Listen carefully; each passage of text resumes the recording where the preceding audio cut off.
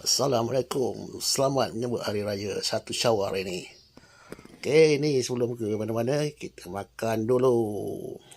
Biasalah nasi bersama dengan ayam, bersama goreng terung dan sayur. Depan kita ada rendang. Kalau raya tak ada rendang, bukan raya namanya.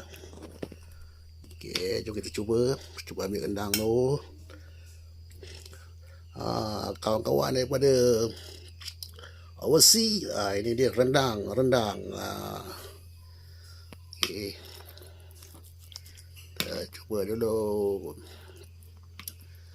Bismillahirrahmanirrahim.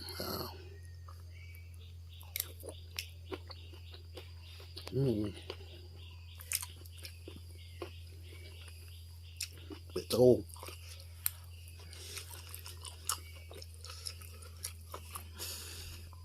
Ambil sayur.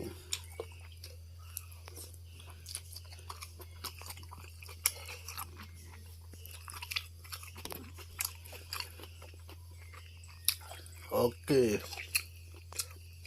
Selamat menyambut Hari Raya. Semoga bahagia selalu untuk semua kawan-kawan. All friend overseas, selamat Hari Raya from Malaysia.